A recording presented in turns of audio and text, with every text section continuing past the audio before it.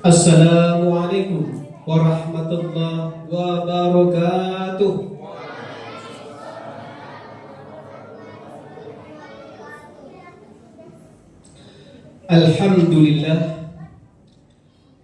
Alhamdulillahi syahru Ramadan alladhi unzila fihi al-Quran hudan lin-nasi wa bayyinatin minal huda wal furqan. Ashhadu an la ilaha illallah wahdahu la syarika lah wa ashhadu anna Muhammadan abduhu wa rasuluhu la nabiyya ba'da. Allahumma salli wa sallim wa barik ala sayyidina Muhammadin wa ala alihi wa sahbihi rasulillahi ajma'in. Faqala Allah Ta'ala fil Qur'anil Karim, a'udzu billahi minasyaitonir rajim. Bismillahirrahmanirrahim. Walau anna ahlal qura amanu wattaqaw la fatahna 'alaihim barakatin minas sama'i wal ardh walakin kazzabu fa'asna bima kanu yaksibun. Shadaqallahul azim. Ma'asyiral muslimin, sidang jemaah tarawih yang dirahmati Allah Subhanahu wa taala. Pertama, yang paling utama sekali, mari kita ucapkan puji dan syukur kita kehadiran Allah Subhanahu wa taala. Alhamdulillah, pada kesempatan malam hari yang berbahagia ini, tepatnya kita di malam keempat Ramadan, kita masih diberikan oleh Allah Subhanahu wa taala kesehatan jasmani dan kesehatan rohani dalam rangka untuk menegakkan ubudiyah kita kepada Allah Subhanahu wa taala. Yang siangnya tadi kita telah betul-betul berpuasa menahan haus dan lapar dan segala yang merusak ibadah puasa kita. Dan pada malam hari ini insya Allah kita akan melanjutkan dengan ibadah-ibadah sunnah, di samping dengan melaksanakan tidak meninggalkan ibadah kewajiban kita. Maka daripada itu, dengan kita memaksimalkan ibadah kita kepada Allah Subhanahu wa taala, semoga Bapak Ibu, ibadah kita pada Ramadan ini diterima oleh Allah Subhanahu wa taala. Amin. Amin ya rabbal alamin. Selamat beriringan dengan salat, tak lupa pula kita hadiahkan, kita kirimkan buat junjungan alam, yakni Nabi besar Muhammad sallallahu alaihi wasallam, dengan melafazkan Allahumma sholli ala sayyidina Muhammad wa ala ali sayyidina Muhammad. Mudah-mudahan dengan memperbanyak surat beliau dan menghidupkan sunnah beliau di dalam kehidupan sehari-hari, salah satunya ialah menegakkan sholat sunnah tarawih dan witir berjamaah. Insya Allah mudah-mudahan kita di akhir kelak nanti mendapatkan syafaat beliau. Amin, amin ya rabbal alamin. Bapak Ibu jemaah tarawih yang dimuliakan Allah Subhanahu wa taala, serta adik-adik kami yang mencatat, yang kami sayangi. Ya Dek, adik-adik kami yang mencatat, tolong dicatat baik-baik. Pada malam hari ini, malam keempat Ramadan 1446 Hijriah, Majelis Dakwah Islamiyah di Kota Pekanbaru memberikan judul kepada kita, ialah 5 perkara mengundang bencana. Ini sedikit judul yang agak ngeri-ngeri sedap nih Bapak Ibu. 5 perkara mengundang bencana. Apa saja? Yang pertama Bapak Ibu yang kami hormati, sudah jelas.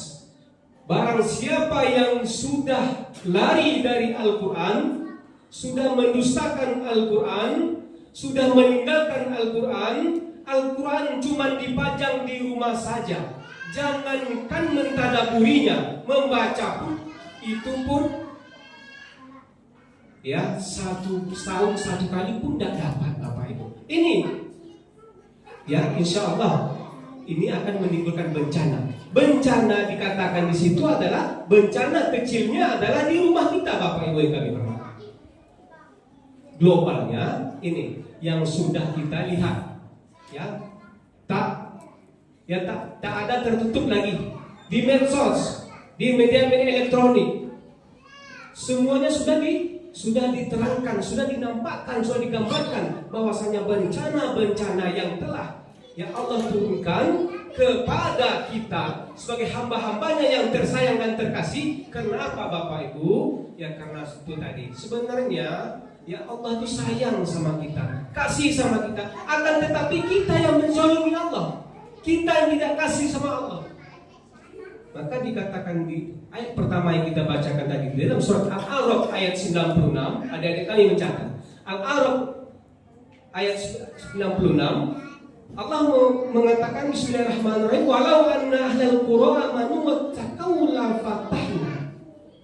Seandainya, kata Allah, negeri-negeri kalian, negeri-negeri kamu beriman dan bertakwa kepada Allah, la fatahna barakatin minas sama'i wal ardh, aku akan limpahkan berkah langit dan berkah bumi, kata Allah. Bapak Ibu yang kami hormati, kalau sekedar dituangkan itu sekedar, Bapak Ibu.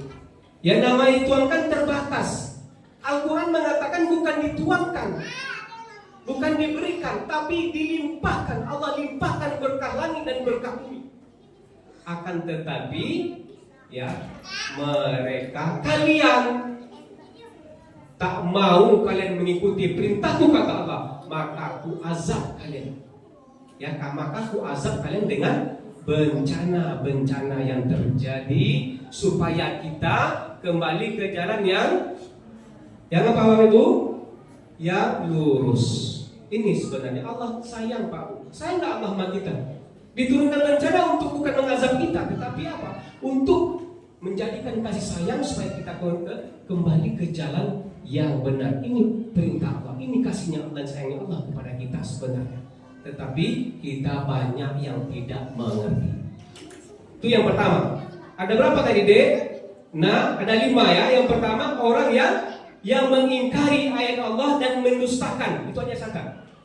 Ya sudah jelas itu. Tetapi apa? Untuk menjadikan kasih sayang supaya kita kembali ke jalan yang benar. Ini perintah Allah, ini kasihnya Allah dan sayangnya Allah kepada kita sebenarnya.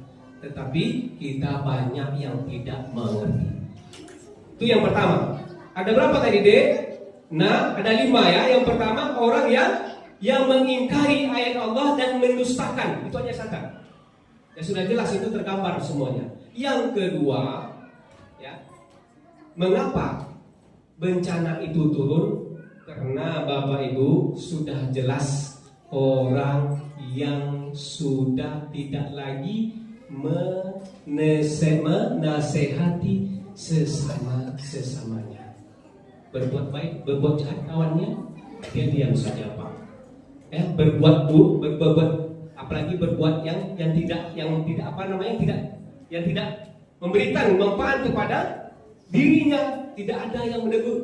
Apa katanya? Biar aja lah.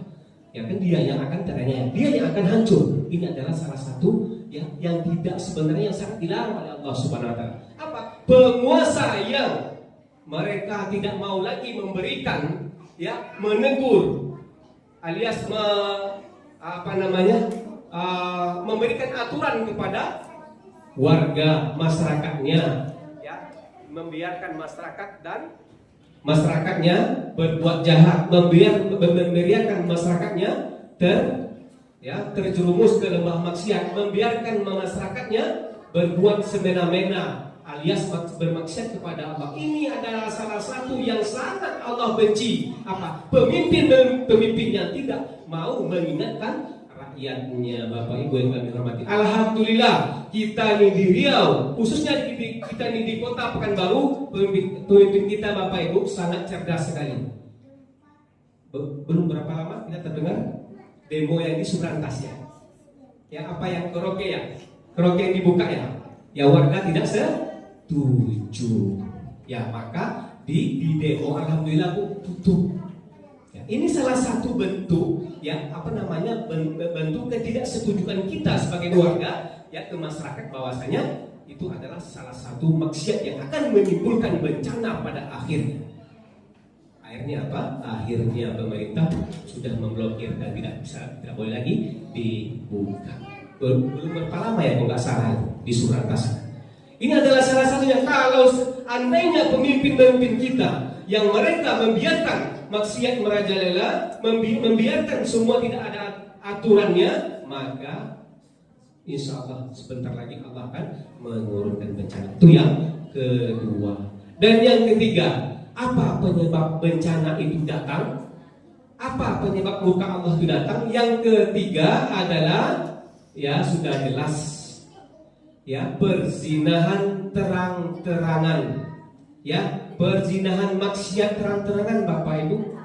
Nah, ini adalah salah satu muka Allah. Kalau sudah tidak ditutupi lagi yang namanya maksiat, ya, maka itu akan menjadikan, ya, negeri tersebut akan hancur. Kita bisa mendengar, melihat atau membaca kisah orang terdahulu seperti Nabi Lut. Bagaimana Allah di laut matikan kampungnya. Seperti kaum Ad, bagaimana Allah timbul dengan pasir semuanya.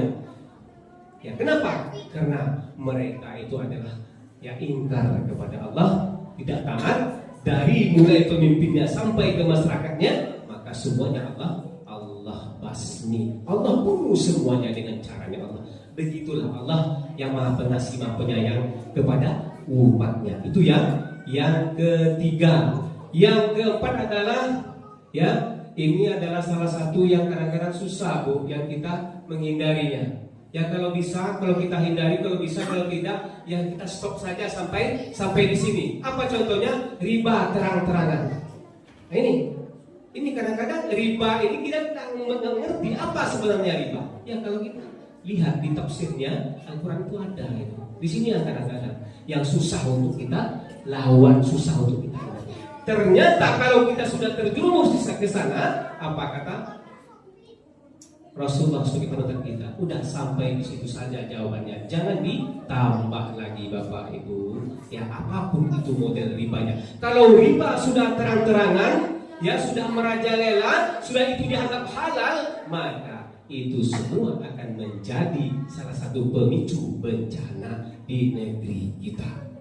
Mudah-mudahan, ya, kita di Pekanbaru ini, alhamdulillah, dari dulu ya sampai sekarang saya sudah puluhan tahun juga tinggal di sini, ya tidak namanya kita tidak musibah, kita tidak menemukan. Kenapa? Karena kita semuanya masih patuh dan taat kepada Allah Subhanahu wa taala.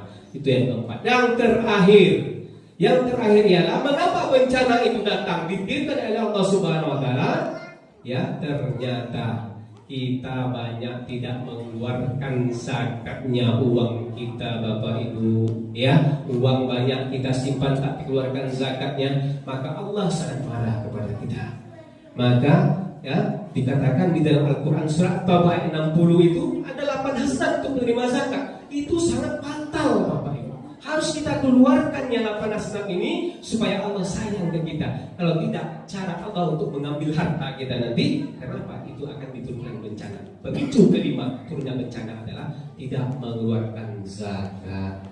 Ya, tidak mengeluarkan zakat. Sebentar lagi lah kita akan di masjid di mana-mana akan mengumumkan, ya, zakat mal ataupun zakat fitrah pada tahun ini. Masyarakat muslimin sedang yang dirahmati Allah Subhanahu wa taala. Kenapa bencana itu terjadi?